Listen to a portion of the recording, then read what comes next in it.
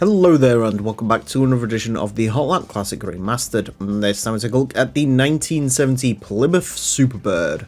This is the final classic muscle car and I think even final normal muscle car to take on the course. And of course it had to be the Superbird because this is easily the most memorable of all of them from this game in my opinion. In the base GT2 this is referred to as the muscle car Superbird, because of course this is technically based on the Roadrunner and they couldn't use the Roadrunner name in GT2 for whatever reason, so muscle car, sure. Of course this is the twin car to the Dodge Challenger Daytona. Challenger Daytona does have the body coloured roof and perhaps some other differences. I think the rear and front end might be very slightly different, but on the whole they are very similar cars, of course. Homologation cars for NASCAR, because these ones were very quick with the giant wing that apparently served a purpose. I don't know what purpose it would have served, but apparently it did and it worked, and then it got banned. So that's that. These cars, of course, today very desirable as far as classic muscle cars go, and the Superbird will forever be iconic because wing. I remember actually I had a Hot Wheels version of this car. It was a metallic yellow and it had those horrible sort of giant Hot Wheels alloys on them, which I suppose in a way Hot Wheels were a bit of a visionary, because later on these cars would be resto modded with ridiculously sized wheels on them, even though they kept all the classic sort of muscle car style, which is a shame. Fortunately this one is on proper wheels. Not expecting a lot out of this. Sort of muscle cars, classic muscle cars sort of go into three categories around this course. You have the GT350, which was stupendously quick. Then you got the Camaro, which was reasonable, and then you got the gaggle of the rest of them. And that sort of sit around sort of between a 31.5 and a 33.2. The slowest muscle car we've had was the Plymouth GTX. So Plymouth not particularly got a good rep around this track, but we'll see. I think the quickest Plymouth was the PT Spider, so hopefully we can beat that today. Front-engine rear-wheel drive, 587 horsepower, 1,550 kilograms, as usual for a muscle car.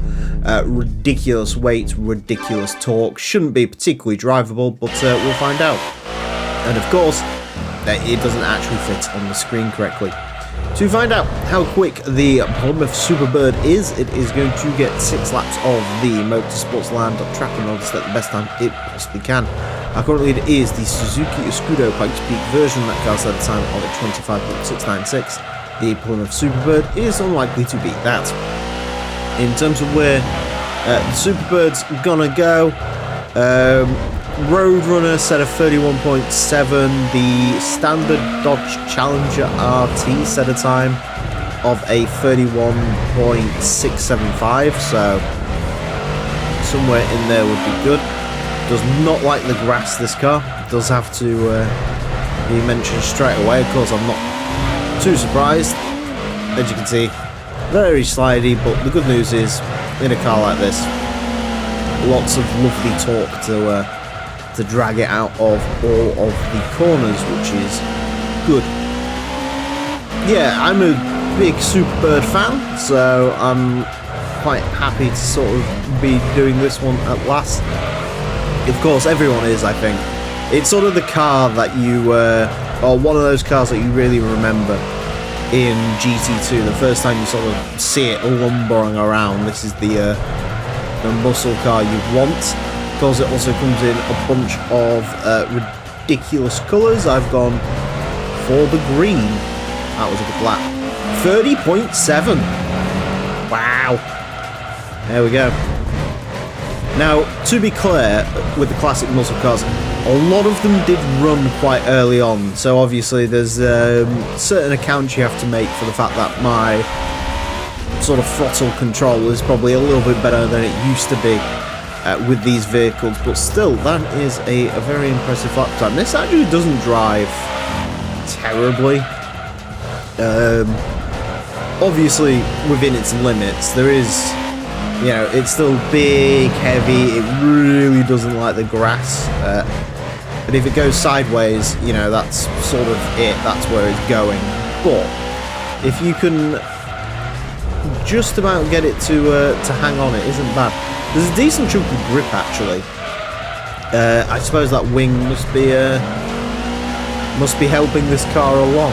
In real life, I don't think it actually served to really do downforce. I think it was more sort of aerodynamic, like lift and stuff to avoid that. But I'm not too sure.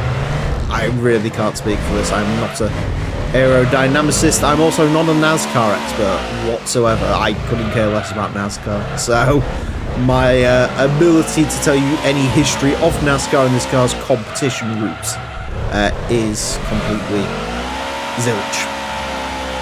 I mean, we've actually, to be fair, obviously that sort of lap seems to be the outlier, but we said a 31.2, which isn't bad. You probably very consistently do sort of 31s in this once you get the lines down and stuff, but it is one of those cars where once the lap time is set, that's it. I think that actually means we have a tie as well. And you know how much I hate a tie, but yeah, we'll take it in the case of the Superbird. Yeah, could have gone a little bit quicker. I have no doubt if you sort of go round and round, you could probably get sort of a higher 30.7, which would be good because 30.7 is sort of a very crowded section of our leaderboard, but still a pretty good time from this car. And again, fairly reasonable to drive, to be honest with you. Far scarier than it actually, well, looks far scarier than it actually is. A 30.797 is going to place this into 363rd place. It ties the Nissan Primera 2-litre from 1990. Of course, when a car gets a tie, it's the car that first set the time that wins out, so the Primera goes on top of this. It is quicker than a Ford Mondeo, a Nissan March Super Turbo, a naturally aspirated Toyota Supra, which is quite funny, quicker than an Aston Martin DB7, don't talk about that, quicker than the Dodge Copperhead concept car. It is by far and away the quickest Plymouth, beats the PT Spider by about 0.7, quicker than the Shelby Cobra 427, quicker than the Camaro Z28 from 1969. So, yeah, I mean, in terms of sort of muscle cars, I think the only thing really quicker than this is, of course, sort of the modern stuff, the Mustangs, Camaros, stuff like that, and the Shelby GT350R. So, good job from the giant Superbird, and a nice way to stand off the old muscle cars. Anyways, that's it for this episode. Thank you all very much for watching. Join me next time when I'll be driving something completely different. Until then, farewell.